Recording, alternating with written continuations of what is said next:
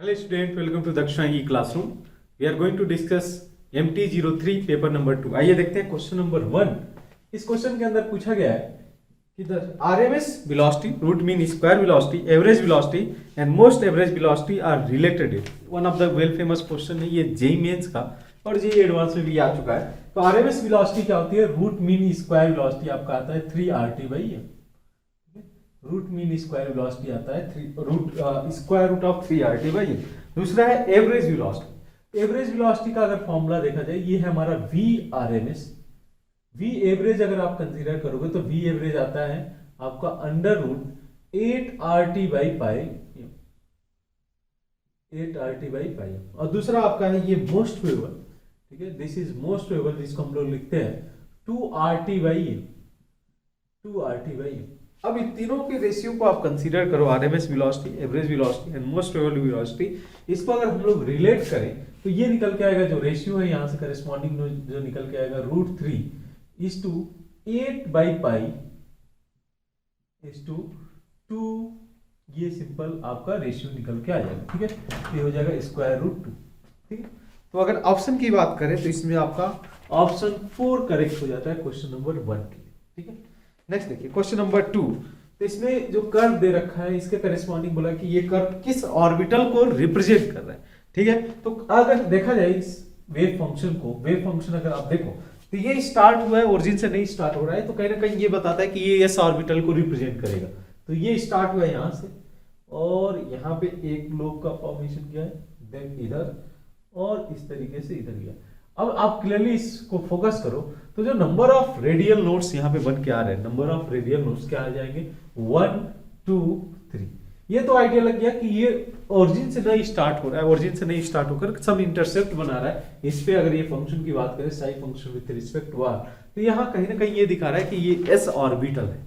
ठीक है, अब एस ऑर्बिटल में भी अगर कौन से ऑर्बिटल को रिप्रेजेंट कर रहा है तो ये पता कर सकते हैं हम लोग इसके नंबर ऑफ नोड्स से. तो यहाँ पे नंबर ऑफ रेडियल नोड्स 3 दे रखा है, तो मैं सिंपली बोल सकता हूं n - l - 1 equal to 3. S orbital के लिए क्या होगा? l की वैल्यू 3 हो जाएगी, तो n की वैल्यू अगर हमें रखो तो n इक्वल टू 4. यानी कि ये जो कर्व है, ये जो साई फंक्शन है, ये रिप्रेजेंट कर रहा है 4s ऑर्बिटल को. यानी कि ऑप्शन की बात करें तो first one will be correct one. ठीक है, इजी है. नेक्स्ट देखिए क्वेश्चन नंबर 3.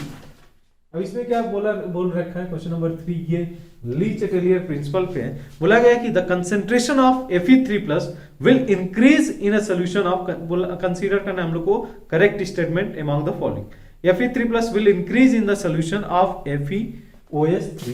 ठीक है, इसका सॉल्यूशन है जो कि डिसोसिएट होके Fe3+ फॉर्म करेगा एंड 3OH-. अब बोला क्या गया है कि will increase in the solution of when H+ decreases. ठीक है, व्हेन H+ डिक्रीज, अगर H+ डिक्रीज किया जाएगा, समझो इस बात को, अगर H+ डिक्रीज होगा तो ये क्या होगा? OH- is also going to OH- is going to increase. अगर H+ डिक्रीज हो रहा है तो reaction will shift in the backward direction. तो Fe3+ बढ़ने की जगह घटना चाहिए, यहाँ पे डिक्रीज होना चाहिए. क्योंकि जो है देखो, आप बोलो कि H+ is going to decrease, H+ decrease होगा तो OH- is going to increase. और अगर OH- इंक्रीज हो रहा है तो ली चेटेलियर प्रिंसिपल से रिएक्शन बैकवर्ड डायरेक्शन में शिफ्ट करेगा और Fe3+ concentration will going to decrease. तो यानी कि ये स्टेटमेंट करेक्ट नहीं है, तो फर्स्ट इज इनकरेक्ट. सेकंड की बात करें तो सेकंड के अंदर क्या बोला है? A mixture of ammonium chloride and ammonium hydroxide in water, when further amount of ammonium chloride is added the pH of the solution will decrease. तो ये कैसे समझ सकते हैं? जैसे अमोनियम हाइड्रोक्साइड है, this is going to dissociate as ammonium plus and OH-. ठीक है, अब बोला गया है कि we are going to add extra amount of ammonium plus. तो अगर हम लोग अमोनियम प्लस ऐड करेंगे तो रिएक्शन बैकवर्ड डायरेक्शन में शिफ्ट होगा और OH- is going to decrease. ठीक है, तो pH ऑफ द सॉल्यूशन अगर बात किया जाए तो अगर OH- डिक्रीज हो रहा है तो pH is going to decrease also. ठीक है, क्लियर है बात? तो second is correct one. Third की बात करें तो थर्ड स्टेटमेंट में क्या दे रखा है? An aqueous solution of ammonium iodide. ठीक है, अमोनियम आयोडाइड, ठीक है, and aqueous solution of sodium formate are will be acidic, basic and acidic in the respectively. लेकिन अगर इसकी बात करें, ये करस्पॉन्डिंग बना होगा अमोनियम हाइड्रोक्साइड और साथ में HI. ये है salt of strong acid with weak base. ठीक है। तो अगर स्ट्रॉन्ग एसिड और वीक बेस है तो इसका जो नेचर होगा वो होगा एसिडिक, ठीक है। क्या नेचर होगा, ये होगा एसिडिक। यहाँ पे अगर मैं बात करूं तो ये करेस्पॉन्डिंग कॉम्बिनेशन है फॉर्मिक एसिड वीक एसिड का एक स्ट्रॉन्ग बेस के साथ में, जो कि है KOH। तो ये हो गया एक बेस की तरह, बेसिक सोल्यूशन होगा। तो यहाँ पे जो आंसर है वो अपोजिट दे रखा है, इसको बेसिक दिया हुआ है, इसको एसिडिक दिया हुआ है। ये आपका एसिडिक होगा, ये बेसिक होगा, यानी कि third statement is also incorrect, only statement is correct, that is second one. तो यहाँ पे आंसर आपका चला जाएगा 2 in that, 2 will be correct one. Next देखिए क्वेश्चन के अंदर क्या पूछा, तो ये सभी आसान क्वेश्चन आपके सामने है। क्वेश्चन नंबर 4 में अगर आप फोकस करो इन क्वेश्चन नंबर 4, ठीक है, रिएक्शन के अंदर रिएक्शन दे रखा है A2 plus B2 gas 4B2 is going to form 2AB4, ठीक है, 2AB4। यहाँ पे del H is less than 0, यानी कि reaction is endothermic in the nature. The formation of AB4 will favor, means ये रिएक्शन फॉरवर्ड डायरेक्शन में कब shift कर सकता है। तो रिएक्शन है एंडोथर्मिक। अब देखिए आप इसमें क्या दे रखा है, low temperature and high pressure. Low temperature में अगर हम लोग एंडोथर्मिक रिएक्शन कंसीडर कर रहे हैं, sorry I think del H is less than 0, that process is exothermic. तो अगर रिएक्शन एक्सोथर्मिक है तो यहाँ पे लो टेम्परेचर फेवर किया जाएगा, हाई टेम्परेचर नहीं फेवर किया जाएगा। तो यहाँ पे अगर लो टेम्परेचर फेवर किया जा रहा है तो लो टेम्परेचर हो जाएगा। प्रेशर की बात करें तो ये गैसियस है, ये भी गैसियस है। तो अगर मैं प्रेशर इंक्रीज करूं तो overall pressure is going to increase, the partial pressure of each component will increase. किस साइड में ज्यादा इंक्रीज होगा, जिस साइड में गैसियस मॉलिक्यूल ज्यादा है तो ये रिएक्शन फॉरवर्ड डायरेक्शन में शिफ्ट कर जाएगा, because reactant side gaseous molecule ज्यादा है। ठीक है, बात समझ में है, क्लियर है। मैं बोला हूं कि सभी का प्रेशर पार्शियल प्रेशर इंक्रीज होगा। अब जिस साइड में पार्शियल प्रेशर ज्यादा इंक्रीज हुआ है वो फॉरवर्ड डायरेक्शन में शिफ्ट कर जाएगा। तो partial pressure of this reactant has been increase greater than the partial pressure has been increase for product, इसलिए फॉरवर्ड डायरेक्शन में इसको फेवर करेगा। यानी कि जो ऑप्शन होगा first option will be correct for question number 4। आसान सा है प्रॉब्लम। नेक्स्ट देखिए क्वेश्चन नंबर 5। इसमें आपसे पूछा गया है 3 moles of perfect ideal gas undergo the process. First they have mentioned isobaric expansion from A to B and isochoric process from B to C and a reversible isothermal compression from C to A। यानी कि अगर हम लोग diagram को देखें यहाँ पे clearly they have mention P versus V curve. इसको देखिए P वर्सेस V का जो कर्व है ये प्रोसेस A to B है लाइक दिस, और फिर B to C ये हो गया आपका isobaric expansion, then isochoric process ये रहा B to C, और फिर इसके बाद यहां से हम लोग जो है जा रहे हैं तो ये हो गया C to A, करेक्ट। अब क्वेश्चन के अंदर क्या पूछा गया, क्वेश्चन में आपसे पूछा गया है the total heat exchange, total heat change Q involve in this process. ठीक है, तो Q के केस में क्या होगा, अगर हम लोग जो है जनरली सोचे तो del U equal to Q plus W। ठीक है, इस चीज को समझना कि ये प्रोसेस साइक्लिक है, साइक्लिक के अंदर डेल U 0 हो जाएगा because this is the state function, तो Q equal to minus W। अगर मैं वर्क डन कैलकुलेट करूं यहाँ पे कि नेट वर्क डन क्या होगा गिवन प्रोसेस के लिए, तो हम लोग Q इजीली निकाल सकते हैं। तो वर्क डन अगर मुझे निकालना हो, जैसे यहाँ पे जो प्रेशर है ये दे रखा है 1 atm और यहाँ पे जो प्रेशर है ये दे रखा है 2 atm। ठीक है, तो इसको अगर आप देखो तो पहला work done A to B में कंसीडर करूं, वर्क डन AB जो एक्सपेंशन है -2 इंटू ये जो वॉल्यूम है ये दे रखा है 10 और ये दे रखा है 20, तो -2 20 - 10 ये हो जाएगा आपका -20 लीटर ATM, करेक्ट। ये work done A to B होगा। B टू C की बात करें तो ये है isochoric process, B to C work done 0 हो जाएगा, करेक्ट बात है ये। नेक्स्ट आप देखो तो इस केस में मेंशन किया गया है आइसोथर्मल प्रोसेस। आइसोथर्मल के केस में कंप्रेशन हो रहा है तो work done C to A that is equal to how much nRT ln minus nRT ln, इसको मैं ऐसे लिख दूं minus nRT ln V2 by V1। ठीक है, तो यहां पे अगर मैं V2 by V1 रख दूं मींस आपका 10/20 इसको लिखा जा सकता है, या इसको मैं ऐसे ही लिख दूं तो ये टर्म्स निकल के आ जाएगा because 3 moles they have mention, temperature they have नहीं मेंशन। तो यहाँ पे हम लोग क्या कर सकते हैं, कोई एक वैल्यू आप यूज कर सकते हो PB का, तो -PB यहाँ का मैं यूज कर लेता हूँ -PB ln, अगर मैं इसको ln2 कर दूं तो ये प्लस हो जाएगा PB ln2। ठीक है। तो पीवी की वैल्यू क्या हो जाएगा, यहाँ पे अगर आप रख लेते हो तो ये हो जाएगा 20 ln2, ठीक है, 20 ln।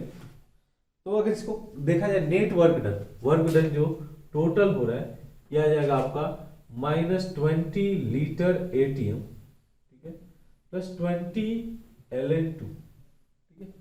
अगर इसको आप कैलकुलेट करते हो ये जो वैल्यू होगा ये आएगा आपका 60 मीन्स अगर हम लोग जूल में कन्वर्ट कर दें तो वर्क डन वो इक्वल टू 62.137 ये आ जाएगा वर्क डन, ठीक है, जूल ये हो जाएगा वर्क डन 20 इंटू ln2। तो यहाँ पे वर्क डन हो जाएगा, क्यू की वैल्यू है -w, ठीक है, तो सॉरी ये माइनस में आएगा वर्क डन क्योंकि -20 है प्लस 20 ln2 की वैल्यू होगा 2.303 इंटू आप कर सकते हो इसको log 2 मीन्स 0.4, यानी कि ये जो वैल्यू होगा ये -6.2137 आएगा। क्यू की वैल्यू हो जाएगी -w जो कि हो जाएगा यहाँ पे 621.37 किलो, यानी कि option 2 will be correct for question number 5। Question number 6 के अंदर भी बहुत ज्यादा नहीं कुछ करना है, इसके अंदर पूछा गया है वर्क डन जो ऑलरेडी हम लोगों ने कैलकुलेट किया हुआ है। इस प्रोसेस में वर्क डन क्या होगा, तो आप देखो इसमें से कौन सा ऑप्शन करेक्ट हो जाता है, जो कि दिए रखा है -6 पॉइंट, क्योंकि लीटर एटीएम में अगर दिए रखा है ये जूल में है, दूसरे केस में ये आएगा -6.13 लीटर एटीएम, ठीक है। इसको अगर हम लोग कन्वर्ट करें तो इसकी वैल्यू इस उतनी आएगी, ये आ जाएगा आपका -6.13 लीटर एटीएम, जो कि हम लोगों ने क्या किया हुआ है जूल में कन्वर्ट कर दिया है। तो क्यू की वैल्यू पॉजिटिव आएगी जूल में कन्वर्ट करने के बाद, और यहाँ पे ये आ जाएगा -6.13 litre ATM, that is work, ठीक है। इसी को हम लोग कैलकुलेट कर सकते हैं, इजीली आप कैलकुलेशन के लिए जा सकते हैं। नेक्स्ट देखिए क्वेश्चन नंबर 7, तो इसमें मेंशन किया गया है कि the decreasing order of bond order क्या है इसमें O2 then O2 plus O2 minus and O2 2 minus, ठीक है। इसमें हम लोग को निकालना है decreasing order of bond order, ठीक है। O2 का हम लोग को पता है कि O2 में जो लास्ट 2 इलेक्ट्रॉन एंटर करते हैं ये जाते हैं anti bonding pi star 2px में और पाई स्टार 2py में ये एंटर करते हैं, ठीक है। तो एक इलेक्ट्रॉन इसमें जाएगा, एक इलेक्ट्रॉन इसमें जाएगा, इसका बॉन्ड ऑर्डर आता है 2। अब देखो यहाँ भी क्या है कि अगर इलेक्ट्रॉन इसमें ऐड किया जाएगा ऑक्सीजन में तो इसका जो करस्पॉन्डिंग बॉन्ड ऑर्डर है वो डिक्रीज होगा, because electron is going to enter in the anti bonding orbit, ठीक है। तो अगर मैं इसको कंसीडर करूं, अगर इलेक्ट्रॉन को निकाला जाए, दूसरा केस अगर इलेक्ट्रॉन को निकाला जाए तो in that case anti bonding orbital से इलेक्ट्रॉन निकलेगा और इसका जो करस्पॉन्डिंग बॉन्ड ऑर्डर है वो इंक्रीज हो जाएगा। तो O2 प्लस जिसका बॉन्ड ऑर्डर ज्यादा होगा, O2 minus bond order decrease हो जाएगा, O2 2 माइनस का और ज्यादा बॉन्ड ऑर्डर डिक्रीज हो जाएगा। तो अगर सबका इलेक्ट्रॉनिक कॉन्फ़िगरेशन निकालोगे तो इजीली निकाला जा सकता है। हम लोग क्या निकलते हैं, bond order equal to 1/2 bonding molecular orbital के जो इलेक्ट्रॉन्स हैं, electron present in the bonding molecular orbital minus anti bonding molecular orbital, ये आपको बॉन्ड ऑर्डर दे देगा। तो यहाँ पे सिंपल सा केस है कि अगर 2 ऑक्सीजन मॉलिक्यूल दे रखा है तो सिंगल इलेक्ट्रॉन एक इलेक्ट्रॉन से O2 प्लस में अगर कन्वर्ट होता है तो एक इलेक्ट्रॉन यहाँ से निकल जाएगा, means anti bonding molecular orbital से इलेक्ट्रॉन जा रहे हैं, bond order is going to increase. तो जो है हमारे पास जो करेक्ट इसमें बनता है ऑर्डर O2 प्लस का सबसे ज्यादा bond order, then O2 minus and then O2 2 minus, ये जो है बॉन्ड ऑर्डर, इसका ऑर्डर ऑफ बॉन्ड ऑर्डर जाएगा। ये अगर देखा जाए तो कौन सा ऑप्शन करेक्ट हो जाता है, that is third one. Next देखिए क्वेश्चन नंबर 8, इसमें क्या दे रखा है क्वेश्चन नंबर 8 में, विच of the following species is the paramagnetic in the nature. हमारे सामने N2 14 इलेक्ट्रॉन्स के साथ ये डायमैग्नेटिक होगा। नेक्स्ट देखिए आपका दिया हुआ है O2 माइनस, O2 माइनस का भी हम लोगों ने O2 का कॉन्फ़िगरेशन लिखा हुआ है, तो पाई स्टार 2px में 2 इलेक्ट्रॉन गए हुए हैं। देखो सिंगल इलेक्ट्रॉन थे, पाई स्टार 2px में था और पाई स्टार 2py में था, तो एक इलेक्ट्रॉन यहाँ पेयरिंग हो जाएगा। अभी भी एक अनपेयर्ड इलेक्ट्रॉन रह गया, यानी कि ये पैरामैग्नेटिक नेचर शो करेगा। देन उसी तरीके से आपका O2 2 माइनस है, ये डायमैग्नेटिक हो जाएगा क्योंकि इसका इलेक्ट्रॉनिक कॉन्फ़िगरेशन, मैं बोलता हूँ ये आप इलेक्ट्रॉनिक कॉन्फ़िगरेशन याद रखना। तो पाई स्टार 2px 2 इलेक्ट्रॉन और पाई स्टार 2py में 2 इलेक्ट्रॉन, यहाँ पे ये पेयर्ड रहेगा, तो this is going to be also diamagnetic in the nature. Similarly C2 की बात करें तो 12 इलेक्ट्रॉन के साथ में ये भी डायमैग्नेटिक नेचर शो करेगा, यानी कि एक ही ऑप्शन बचता है, दैट इज सेकेंड वन। यहाँ पे आंसर हो जाएगा आपका 2, ठीक है। बात सही समझ में आती है। और नेक्स्ट देखते हैं। नेक्स्ट है आपका मल्टीपल ऑप्शन वाले क्वेश्चन। तो इसमें क्वेश्चन नंबर 9 में पूछा गया है कि carbon carbon bond length in the calcium C2 CaC2 is will be more than of CH2 double bond CH2 means इससे मोर होगा। अगर इसमें हम लोग कार्बन कार्बन की बात करें तो यहाँ पे निगेटिव चार्ज रहेगा, यहाँ पे निगेटिव चार्ज रहेगा, ठीक है। इज बोला गया is more than that one. यहाँ पे देखोगे आप क्या, ये ट्रिपल बॉन्ड है नॉट डबल बॉन्ड, तो इसका जो बॉन्ड लेंथ होगा वो शॉर्टर होगा ट्रिपल बॉन्ड में, क्योंकि यहाँ पे carbon carbon triple bond present होगा, यहाँ पे डबल बॉन्ड प्रेजेंट है, ये गलत हो जाता है ऑप्शन। देन क्वेश्चन नंबर 1 हो गया। क्वेश्चन नंबर 2 के अंदर क्या दे रखा है, oxygen oxygen bond length in the KO2, यानी कि इसको हो जाए लिखा जा सकता है O2 माइनस Na2O2, ठीक है, O2 माइनस ये। तो oxygen oxygen bond length in KO2 भी मोर देन, इसका बॉन्ड ऑर्डर कम, इसका अगर बॉन्ड ऑर्डर कम, सॉरी इसका बॉन्ड ऑर्डर कम होगा बिकॉज एंटी बॉन्डिंग ऑर्बिटल में दो इलेक्ट्रॉन है, एक एक्स्ट्रा इलेक्ट्रॉन है। तो bond order of this one, अगर मैं ऑर्डर लिख दूं बॉन्ड ऑर्डर का, इसका ज्यादा होगा, और बॉन्ड लेंथ का क्या हो जाएगा, just opposite O2 minus O2 2 minus. तो यहाँ पे क्वेश्चन के अंदर क्या दे रखा है कि bond length of KO2 will be more than Na2O2, वो इनकरेक्ट हो जाता है, ठीक है।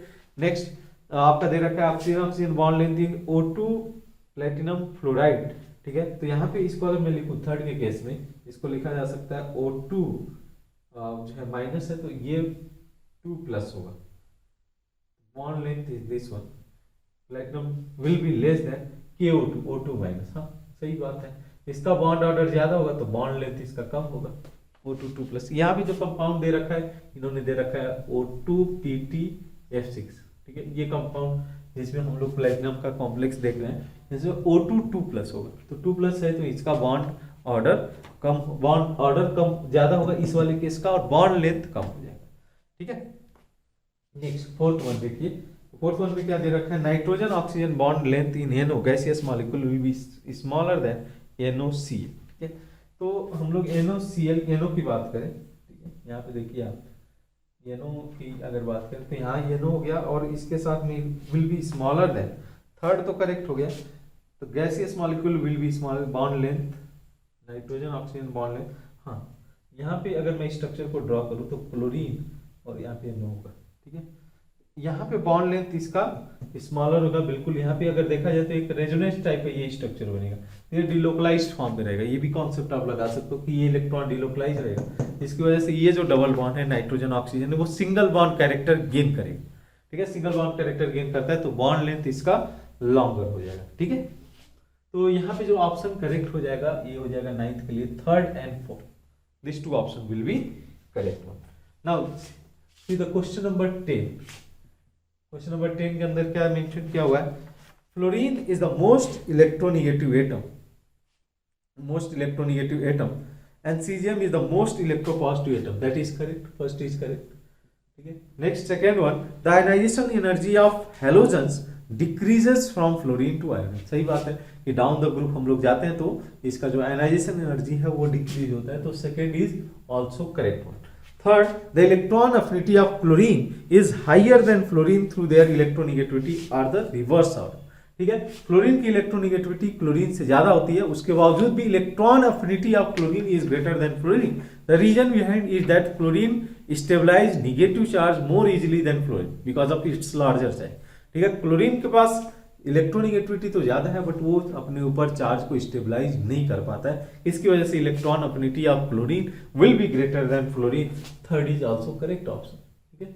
फोर्थ के केस में क्या मेंशन किया है, the electron affinity of noble gases is almost zero, electron affinity almost zero होता है, ठीक है, नोबल गैसेज के लिए, तो fourth is also correct, 1 2 3 4 all 4 option will be correct. Now question number 11 के अंदर क्या पूछा गया है, on the basis of PV curve choose the correct statement. एक बार हम लोग कर्व को ड्रॉ कर लेते हैं, ठीक है। A to B प्रोसेस ये दे रखा है, A to B then B to C, ठीक है, isochoric and then C to, ठीक है, देन C to A। यहाँ पे ये दे रखा है आपका 0.5, ये दे रखा है 1, यहाँ पे ये दे रखा है आपका 20 और ये दे रखा है 40। अब देखिए क्वेश्चन के अंदर क्या क्या पूछा हुआ है, इसमें ऑप्शन को देखते चलते हैं। मेंशन किया है the total work done is equal to W equal to Q, सही है statement, W equal to Q, because अगर हम लोग फर्स्ट लॉ ऑफ थर्मोडाइनमिक्स लगाएं del U equal to Q plus W, and here this is the cyclic process, तो cyclic process के लिए state function will be zero, Q equal to minus W. यहाँ पे Q equal to magnitude को consider किया हुआ है, तो we can go with option first, ठीक है, फर्स्ट ये करेक्ट हो जाएगा। सेकेंड क्या मेंशन किया, enthalpy change for overall process is zero, enthalpy is also delta H is state function, और हम लोग साइक्लिक प्रोसेस के लिए बोलते हैं कि स्टेट फंक्शन अगर साइक्लिक प्रोसेस में कराया जा रहा है तो इसके लिए जीरो होगा। For overall process del H is greater than del U, ऐसा होगा क्या, नहीं, del H is greater than del U. अब देखो एक बार,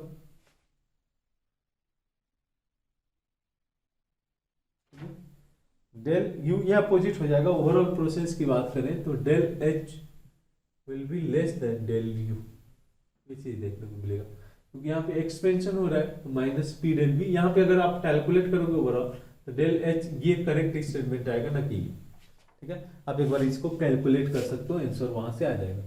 नेक्स्ट देखिए थर्ड वन,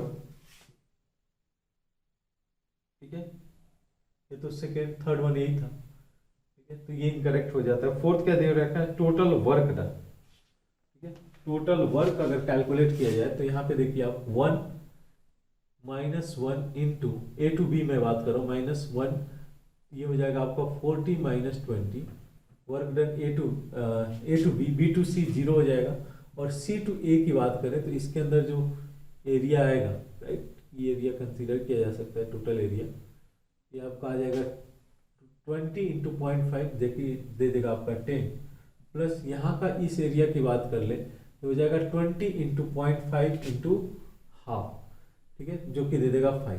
तो ओवरऑल ये प्रोसेस में आ जाएगा आपका -20 प्लस 15 -35, ठीक है, तो ये भी स्टेटमेंट इनकरेक्ट हो जाएगा। जूल में दिया हुआ है, जूल में आप कन्वर्ट करोगे तो ये वैल्यू नहीं आएगी, आपका आएगा 3.5 के आसपास में, 350 के आसपास में, तो ये भी इनकरेक्ट है, fourth one is also incorrect. Question number 12 देखें तो इसमें क्या मेंशन किया गया है कि for dissociation of N2O5, dissociation हो रहा है N2O5 का 2 मोल्स ऑफ NO2 में, और साथ ही फॉर्म कर रहा है हाफ मोल्स ऑफ O2। क्या क्या इंफॉर्मेशन दे रखा है, molecular mass of N2O5 is m, d is the vapor density of equilibrium mixture, p naught is the initial pressure of N2O5, तो p naught मैं इसको ले लेता हूँ p naught 1 माइनस अल्फा, ये हो जाएगा 2 p naught अल्फा, और ये हो जाएगा p naught अल्फा बाई 2, ठीक है, ये चीज हो जाएगा। अब करना क्या है आपको यहाँ पे कि देखो रिलेशन इन्होंने पेपर डेंसिटी वाला दे रखा हुआ है, तो उसी को यूज किया जा सकता है। कैसे, तो P नॉट मैं अगर लिखूं P इनिशियल, जो प्रेशर इनिशियल होगा P initial divide by P at equilibrium, ये हो जाएगा vapour density at equilibrium, vapour density at equilibrium divide by vapour density initial, ठीक है। अब यहाँ पे रखते हैं हम लोग, जो इनिशियल प्रेशर है वो कितना है, इनिशियल प्रेशर है P नॉट। अच्छा, एट इक्विलिब्रियम प्रेशर अगर हम लोग देखें तो P not minus P not alpha, तो इसको अगर ऐड किया जाए तो नेट आ जाएगा P नॉट, ठीक है, n plus 3 P not alpha by 2, ये क्या होगा, ये प्रेशर एट इक्विलिब्रियम होगा। अब vapour density at equilibrium D they है mention, and the vapour density initially कितना होगा, क्योंकि N2O5 ही प्रेजेंट है, तो vapour density will be half of molecular weight. ये एक्सप्रेशन निकल के आएगा P नॉट गेट कैंसिल, हमारे पास जो एक्सप्रेशन बन रहा है अल्फा के लिए ये बनेगा m/2d, देखो आप इसको मैं इधर लेते आता हूँ, ये हो जाएगा 1 + 3 अल्फा बाई 2, यहाँ से इसको अगर इधर ले जाए m-2d/2d, ठीक है, ये हो जाएगा 1 को इधर में लेते आए into 2/3 that is equal to alpha value, ठीक है। यहां से हमसे पूछा है विच आर द इनकरेक्ट, ठीक है, ये अल्फा वैल्यू होगा, इसमें प्रेशर का टर्म नहीं आएगा, प्रेशर का टर्म नहीं आएगा, ये आएगा अल्फा का वैल्यू। अब इक्विलिब्रियम प्रेशर भी कैलकुलेट कर लेते हैं, तो इक्विलिब्रियम प्रेशर के लिए हम लोग को क्या रखना होगा, यहाँ देखिए P नॉट इक्विलिब्रियम प्रेशर क्या है, P at equilibrium that is equal to P naught plus 3 P not alpha by 2, ठीक है। अब इसको अगर आप यहाँ पे रख देते हो, ये हो जाएगा P naught plus 3/2, P not alpha की वैल्यू आप रख दो 2/3 m-2d/2d, ये हो जाएगा अल्फा का वैल्यू, ये कैंसिल आउट हो जाएगा, ठीक है, ये कैंसिल आउट हो जाएगा। यहाँ पे अगर मैं कंसीडर करूँ तो ये जो एक्सप्रेशन निकल के आएगा, क्या आ जाएगा final expression Pm naught by 2D, ये हमारा प्रेशर होगा। तो equilibrium pressure can be express as the P naught M by 2D। सही है, हम लोग को चाहिए incorrect statement. First statement correct है, सेकेंड मेंशन किया हुआ है equilibrium pressure is express as 2P naught D by M, जो कि इनकरेक्ट हो जाता है, तो सेकेंड इनकरेक्ट हो गया। Third degree of dissociation is P not, इसमें P नॉट का टर्म ही नहीं आया, अल्फा देखो आप डिग्री ऑफ डिसोसिएशन, यानी कि third is also incorrect. Fourth की बात किया गया तो increase in the temperature will increase the magnitude of degree of dissociation, obviously temperature को बढ़ाया जाएगा तो ये फर्दर डिसोसिएट होना शुरू होगा। तो फोर्थ स्टेटमेंट इज करेक्ट, हम लोग को रॉन्ग चाहिए था, तो 2 and 3 will be wrong answer, wrong option for question number 12। Next देखें in question number 30 they have mention which of the following is MP protein. MP protein में क्या होगा कि which can accept proton as well as the can lose a proton. तो पहला option देखो आप SCO3 minus, ठीक है, तो SCO3 माइनस के केस में क्या हो सकता है, ये प्रोटॉन लूज करके CO3 2 माइनस में भी कन्वर्ट हो सकता है, या प्रोटॉन गेन करके H2CO3 में भी कन्वर्ट हो सकता है, ठीक है, सही बात है, पहला ऑप्शन करेक्ट हो जाता है। देन आपका दे रखा है H2PO4 माइनस, ये प्रोटॉन जो है लूज करके HPO4 2 माइनस में भी कन्वर्ट हो सकता है, या प्रोटॉन गेन करके H3PO4 में भी कन्वर्ट हो सकता है, यानी कि this is also MP protein. Then उसके अलावा HS माइनस दे रखा है, तो HS माइनस के केस में भी वही सेम कहानी है कि ये प्रोटॉन एक्सेप्ट कर सकता है, प्रोटॉन लूज करके H2 माइनस में कन्वर्ट हो सकता है, या गेन करके H2S में कन्वर्ट हो सकता है। लास्ट की बात करें HPO3 माइनस, ये एसिडिक हाइड्रोजन नहीं है, अगर आप इसके स्ट्रक्चर को देखोगे तो ये हाइड्रोजन फास्फोरस से डायरेक्टली जुड़ा होगा, तो in that case this is not going to be MP protein. तो करेक्ट आंसर हो जाएगा इसमें 1 2 3, this will be correct answer for question number 30। Next देखिए क्वेश्चन नंबर 14 क्या मेंशन किया गया है कि for an adiabatic free expansion of ideal gas which of the following are correct. तो अगर आइडियल गैस का हम लोग एडियाबैटिक फ्री एक्सपेंशन करते हैं तो Q इक्वल टू 0, क्योंकि फ्री एक्सपेंशन है तो work done will be also 0।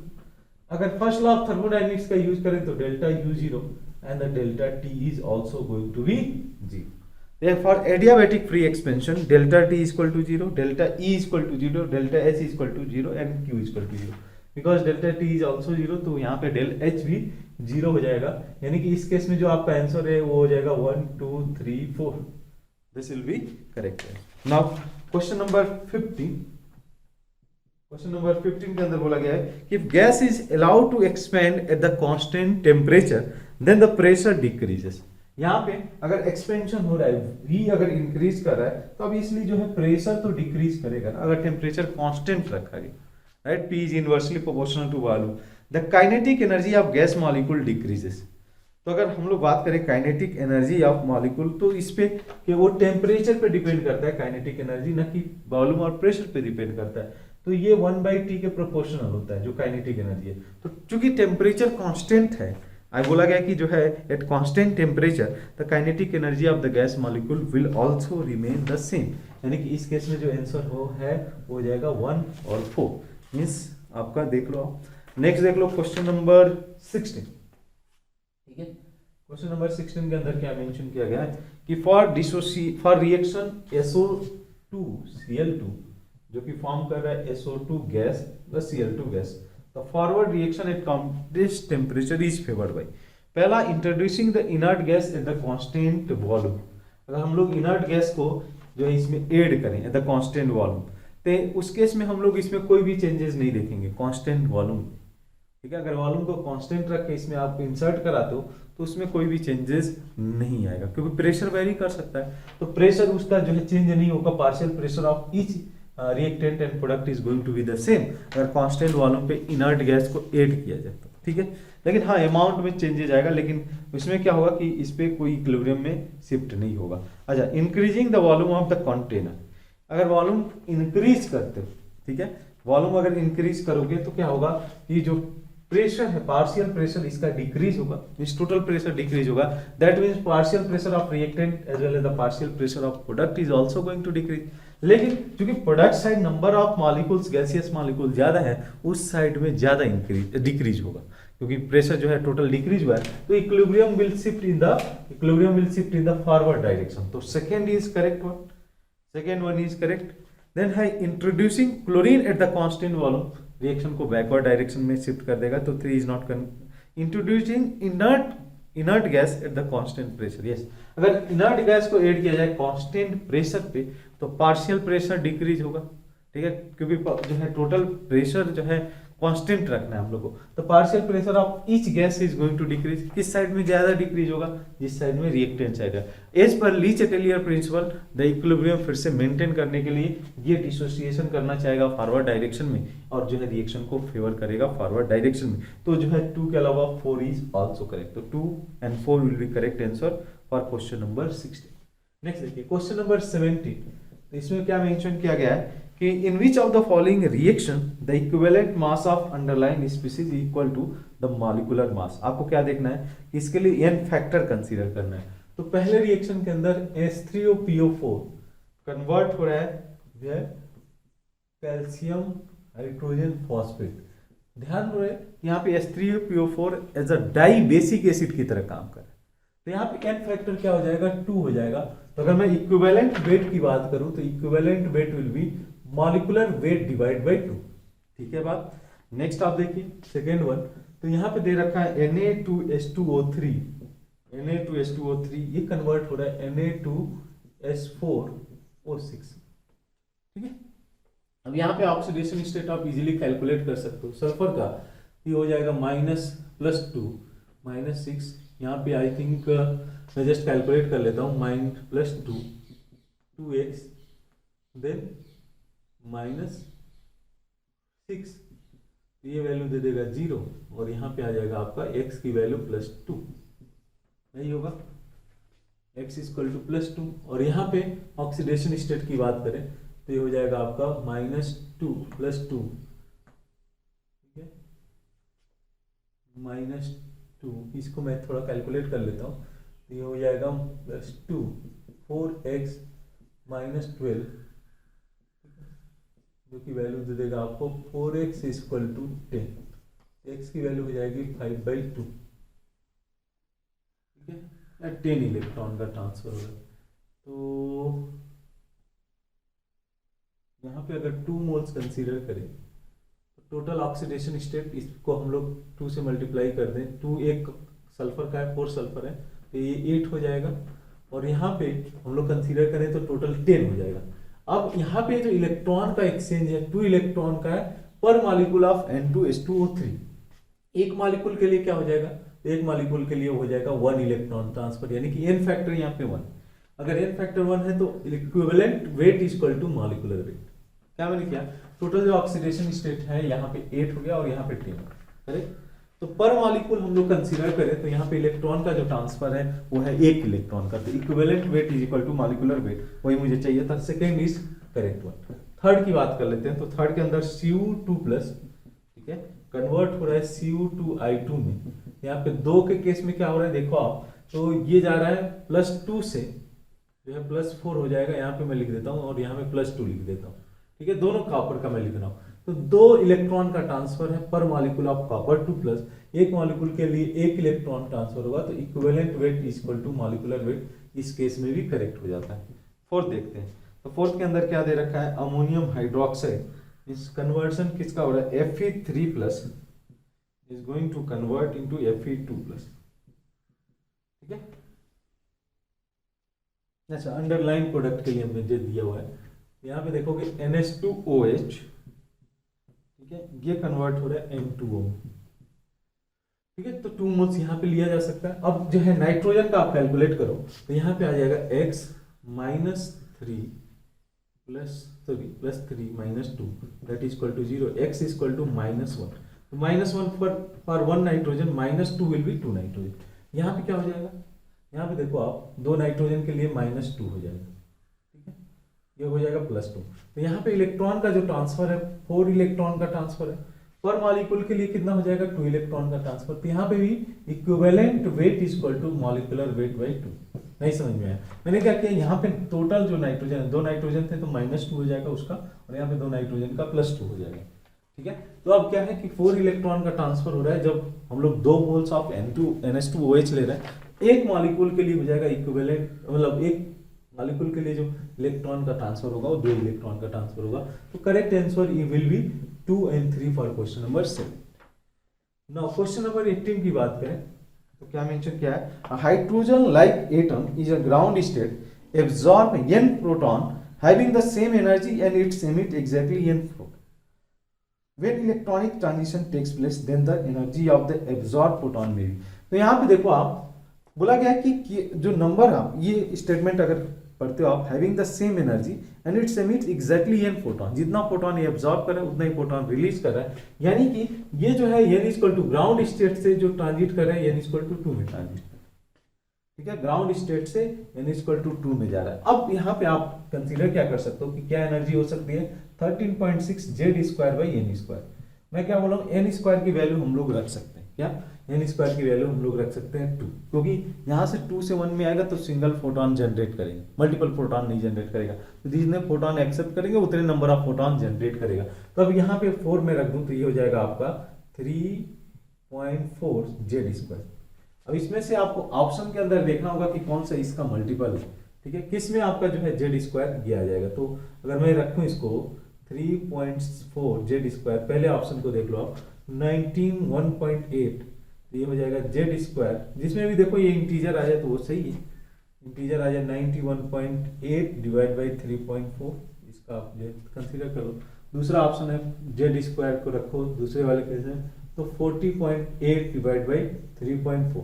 ऐसे ही हर केस में आप कैलकुलेट कर लो, जिसमें भी इंटीजर आ जाएगा वो वैल्यू आपका करेक्ट हो जाएगा। इस केस में जितने भी इंटीजर आ जाएंगे देख लेना कौन से केसेस में इंटीजर, आई थिंक इस केस में first and second the integer value, तो first and second will be correct for question number 50। तो ये रहा MT03 with some easy problems इसमें थे। आई होप कि आपने अच्छे से लिखा होगा पेपर। जहाँ पे भी डाउट हो आप उस जो है उस क्वेश्चंस को पूछ सकते हो। तो फिर मिलते हैं नेक्स्ट लेक्चर के साथ, तब तक के लिए थैंक यू।